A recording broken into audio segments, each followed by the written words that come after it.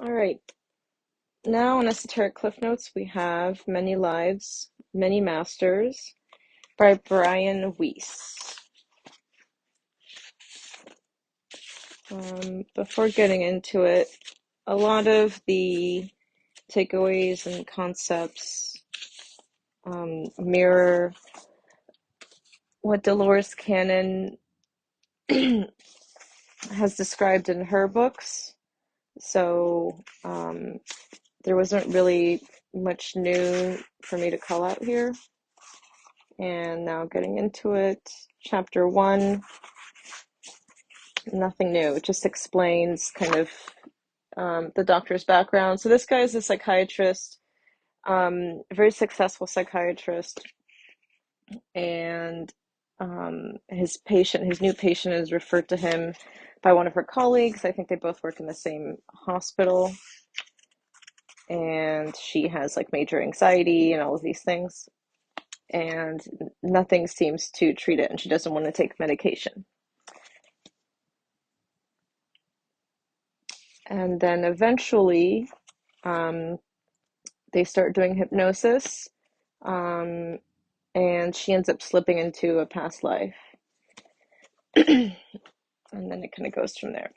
Catherine had always had an interest in ancient Egyptian artifacts and reproductions of relics from that period. When the guide began to describe some of the artifacts in the exhibit, she found herself correcting him, and she was right. So she started recollecting some information from one of her past lives, while she was conscious. Some of her past lives were also in Aranda, 1863 BC.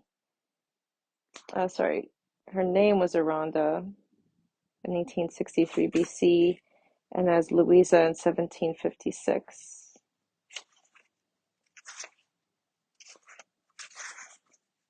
That was chapter 2. Chapter 3. She happily announced that her lifelong fear of drowning had disappeared. Her fears of choking were somewhat diminished. Her sleep was no longer interrupted by the nightmare of a collapsing bridge. Although she had remembered the details of her past life recall, she had not yet truly integrated the material. There were indeed references to reincarnation in the Old and the New Testaments. In AD 325, the Roman Emperor Constantine the Great, along with his mother Helena, had deleted references to reincarnation contained in the New Testament. Yeah, because it didn't align with her beliefs. She grew up in a very strictly Christian household. Okay, on we go. There are libraries filled with this research and literature, and few people knew about it. Much of this research was conducted, verified, and replicated by reputable clinicians and scientists. This is of past life regressions and ESP. The day in, day out pounding of negative forces had to be recognized and resolved with as much attention as was paid to the single overwhelming traumatic event. And this is during treatment. Groups of souls tend to reincarnate together again and again, working out their karma, debts owed to others and to the self, lessons to be learned over the span of many lifetimes. Between sessions, Catherine herself was becoming increasingly more psychic. She had intuitions about people and events that proved to be true. During the hypnosis, she had begun to anticipate my questions before I had had a chance to ask them. Many of her dreams had a precognitive or foretelling bent. There, right before his eyes, she proceeded to pick the winner of every race. And this is, waking consciousness. He was stunned. Once she knew that she had proved her point, she took all the money that she had won and gave it to the first poor street person she met on her way out of the track. She intuitively felt that the new spiritual power she had gained should not be used for financial reward. For her, they had a much higher meaning.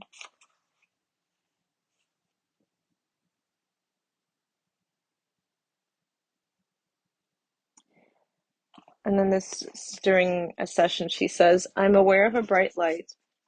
It's wonderful. You get energy from this light. She was resting after death in between lifetimes. Minutes passed in silence. Suddenly she spoke, but not in the slow whisper she had always used previously. Her voice was now husky and loud, without hesitation. Our task is to learn, to become godlike through knowledge. We know so little. You are here to be my teacher. I have so much to learn. By knowledge we approach God, and then we can rest. Then we can come back to teach and help others. At that moment I did not realize, and this is the doctor saying this, at that moment I did not realize that although Catherine had uttered the words, she had not originated the thoughts. She was relaying what was being said to her. She later identified the Masters, highly evolved souls, not presently in body, as the source. They could speak to me through her. Not only could Catherine be regressed to past lives, but now she could channel knowledge from the beyond. Beautiful knowledge. I struggled to retain my objectivity. As she awakened, Catherine remembered the details of her past lives, as always. However, she could not remember anything that happened after her death as Elizabeth. In the future, she would never remember any details of the in-between states. She can only remember the lifetimes. Chapter 4.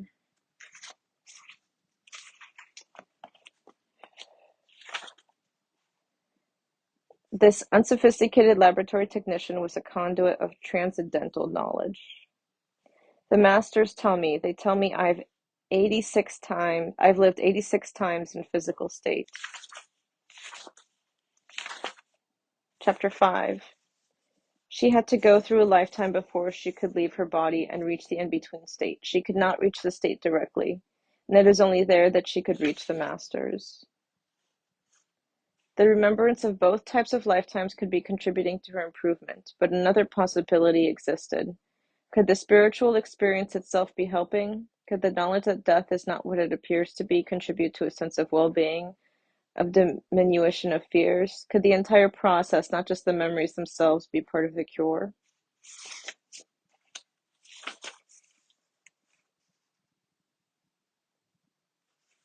And in hypnosis she says, I see eyes, the eyes of the master spirits, Catherine whispered, but I must wait. I have things to think about. There are many souls in this dimension. I am not the only one. We must be patient. That is something I never learned either. There are many dimensions. I asked her whether she had been here before, whether she had reincarnated many times. We must share our knowledge with other people, that we all have abilities far beyond what we use. Some of us find this out sooner than others, that you should check your vices before you come to this point. If you do not, you carry them over with you to another life. Only we can rid ourselves of the bad habits that we accumulate when we are in physical state. The Masters cannot do that for us. If you choose to fight and not to rid yourself, then you will carry them over into another life. And only when you decide that you are strong enough to master the external problems, then you will no longer have them in your next life. We also must learn not just to go to those people whose vibrations are the same as ours. It is normal to feel drawn to somebody who is on the same level that you are. But this is wrong. You must go to those people whose vibrations are wrong with yours. This is the importance in helping these people. We are given intuitive powers. We should follow and not try to resist. Those who resist will meet with danger. We are not sent back from each plane with equal powers. Some of us possess powers greater than others because they have been accrued from other times. Thus, people are not all created equal, but eventually we will reach a point where we will all be equal. People in comas can decide whether or not to return, depending upon how much learning they have yet to accomplish in the physical state. If they feel there is nothing further to learn, they can go directly to the spiritual state, modern medicine notwithstanding.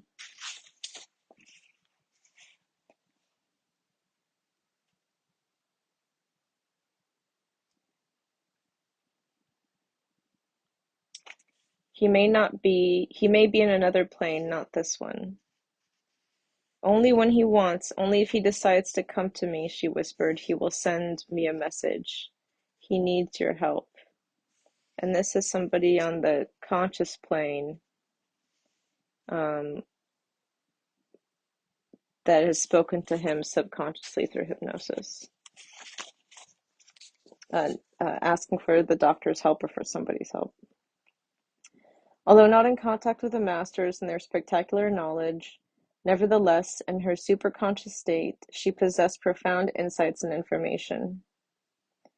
I wondered if the prophets and sages of Eastern and Western religions, those called actualized, were able to utilize this superconscious state to obtain their wisdom and knowledge.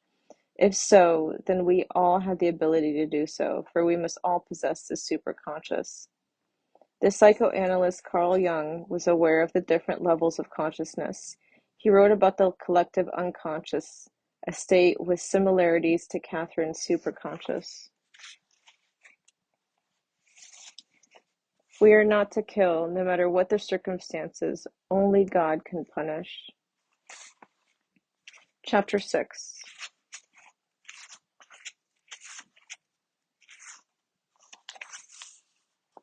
I must have faith in the masters. They will guide me throughout, but I do not have the faith. And I know this is a note from the reader here. I know the masters are mentioned a few times, and they're essentially these souls that have not incarnated into a body. And they're kind of always present, always watching, but not in the physical plane. And they have access to really deep universal knowledge. And so they kind of have all the answers of how things are and how things should be and why things are. All right, continuing. People of the religious orders have come closer than any of us have because they've taken these vows of chastity and obedience. They've given up so much without asking for anything in return. The rest of us continue to ask for rewards and justifications for our behavior. When there are no rewards we want. The reward is in doing, but doing without expecting anything. Doing unselfishly.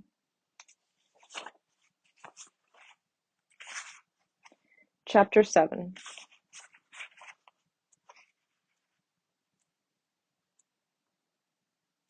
And there was nothing in there. Okay.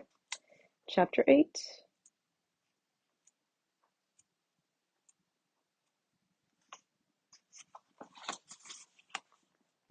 Patience and timing, everything comes when it must come. A life cannot be rushed, cannot be worked on a schedule, as so many people want it to be. We must accept what comes to us at a given time and not ask for more. But life is endless, so we never die. We were never really born. We must pass through different phases. There is no end. Humans have many dimensions, but time is not as we see, but rather in lessons that are learned. Chapter 9.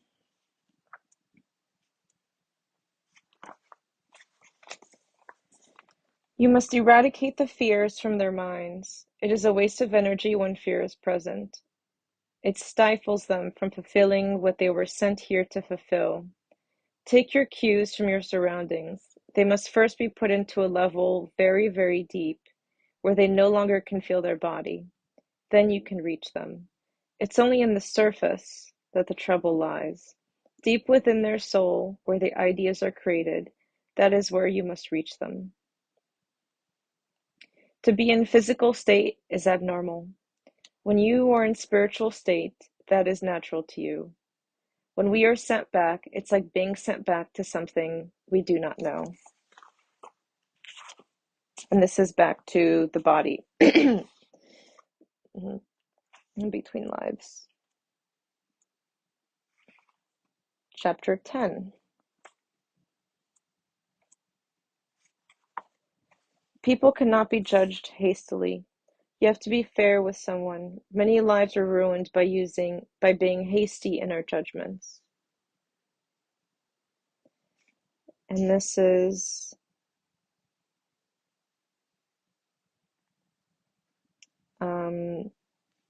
a reflection off of a life where somebody's father died. I think her father died, I think her father died in a previous life.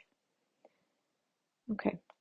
I have a feeling that the fire represents time running out, that you realize the danger and that he doesn't, he being her father, in this lifetime.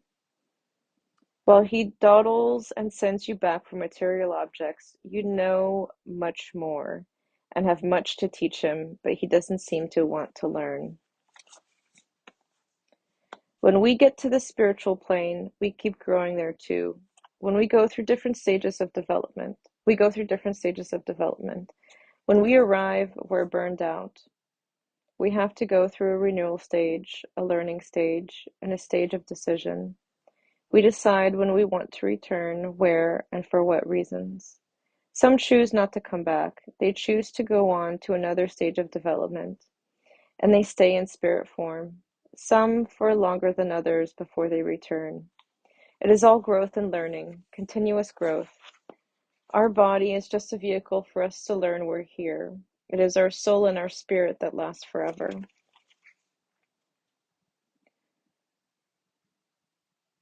Once the hypnotic regressions had begun, her clinical progress had been incredibly rapid. Oof. And this is her, Catherine, the patient, saying this. I must learn to have faith, but also to trust people. I don't. I think everybody is trying to do evil to me. That makes me stay away from people in situations that I probably shouldn't stay away from. It's keeping me with other people that I should break away from. Her insight was tremendous when she was in this super-conscious state. She knew her weaknesses and her strengths.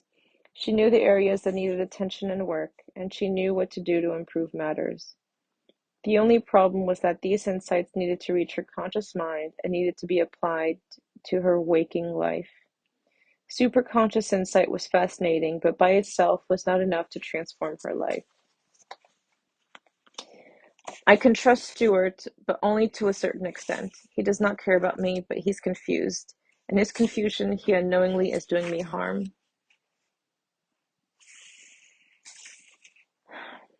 There are many ways of communication. They choose many to show that they do exist, they being the masters. Whether Catherine was hearing their voices, visualizing past images and vistas, experiencing psychic phenomena, or having thoughts and ideas placed in her mind, the purpose was the same, to show that they do exist, and even beyond that, to help us, to aid us on our path by providing insights and knowledge to help us become godlike through wisdom. And then she says, I must learn to trust.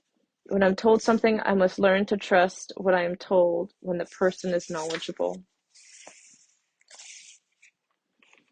And this is a doctor speaking, saying this. I remember the casual conversations during operations while the patients were anesthetized. I remember the jokes, the cursing, the arguments, and the surgeon's tempered tantrums. What had the patients heard on a subconscious level? How much registered to affect their thoughts and emotions, their fears and anxieties after they awakened? Was the post-operative course, the patient's very recovery from the surgery, influenced positively or negatively by the remarks made during the operation? Had anyone died because of negative expectations overheard during surgery? Had they, feeling hopeless, just given up? Do you remember what they were saying, I asked? That they had put a tube down. When they took the tube out, my throat might swell up. They didn't think I could hear. But you did. Yes, and that's why I had all the problems. After today's session, Catherine no longer had any fear of swallowing or choking. It was as simple as that. All that anxiety, she continued, I thought I would choke.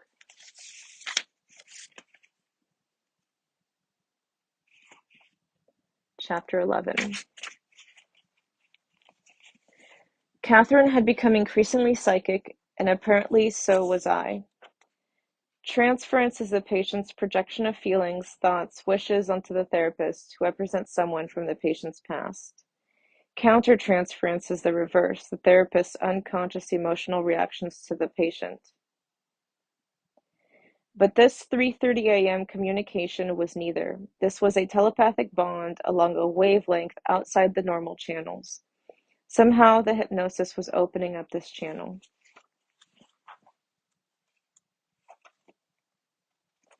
Everything must be balanced. Nature is balanced. The beasts live in harmony. Humans have not learned to do that. They continue to destroy themselves. There is no harmony, no plan to what they do. It's so different to nature. Nature is balanced. Nature is energy and life and restoration, and humans just destroy. They destroy nature. They destroy the humans. They will eventually destroy themselves. It will happen sooner than they think. Nature will survive, plants will survive, but we will not. It will not happen in our lifetime. We will be on another plane, another dimension when it happens, but we will see it. There will be peace, but not here, not in this dimension. I found that my ability to heal my patients had significantly expanded, not just with phobias and anxieties, but especially in death and dying or grief counseling. We are immortal. We will always be together. Chapter 12. There are 7 planes in all, 7 planes, each one consisting of many levels, one of them being the plane of recollection. On that plane, you are allowed to collect your thoughts. You are allowed to see your life that has passed. Those of the higher levels are allowed to see history. They can go back and teach us by learning about history. But we of the lower levels are only allowed to see our life, our own life, that has just passed.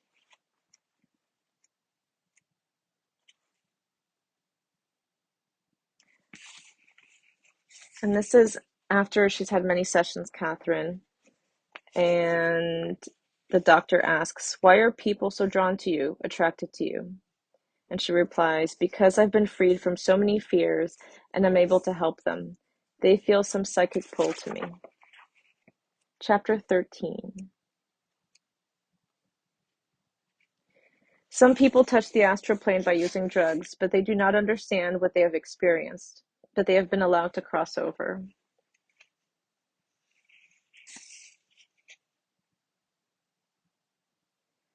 Can't you use your psychic powers to help you progress here? Yes, she agreed. It is important, but not so important here as it will be in the other planes. That is part of evolution and growth. How do we develop these faculties? You develop through relationships. There are some with higher powers who have come back with more knowledge. They will seek out those who need the development and help them. Chapter 14. There's a plane of awareness and a plane of transition. We come from one life, and if the lessons are completed, we move on to another dimension, another life. We must understand fully. If we do not, we are not allowed to pass on. We must repeat because we do not learn. We must experience from all sides. We must know the side of wanting, but also to give. There is so much to know, so many spirits involved. That is why we are here. The masters are just one on this plane. Chapter 15.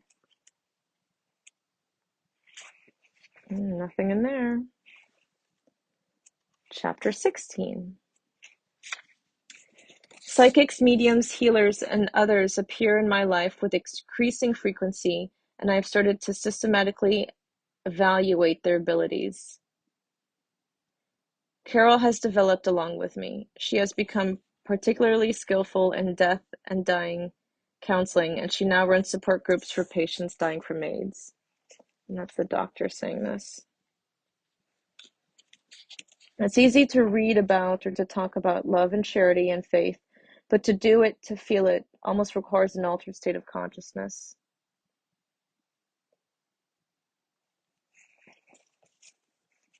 And then on one night he asks the masters, "How is it that you say we are all equal, yet the obvious contradictions smack us in the face? Inequalities in virtues, temperances, finances, rights, abilities and talents, intelligence, mathematical aptitude, ad infinitum." So, it goes on forever. The answer was a metaphor. It is as if a large diamond were to be found inside each person. Picture a diamond a foot long. The diamond has 1,000 facets, but the facets are covered with dirt and tar. It is the job of the soul to clean each facet until the surface is brilliant and can reflect a rainbow of colors. I listen to my dreams and intuitions. When I do, things seem to fall into place. When I do not, something invariably goes awry. And that's it. It was a good book, super simple read. Oh no, there's this one last piece the afterword that I'll close out with. Okay. We have soulmates, souls with whom we have reincarnated many times.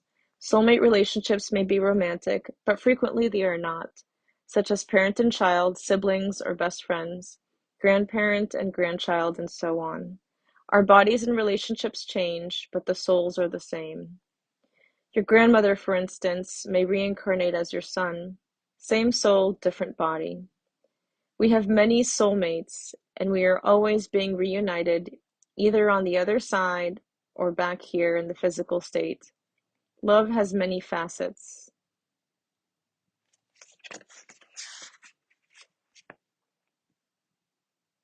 It's a good, easy read. And if for anybody that's interested in knowing a little bit more about past lives and how it all works, not necessarily how it works, but kind of what it looks like, how it materializes in hypnosis, and how it can affect your current life. This is a great first read. Um,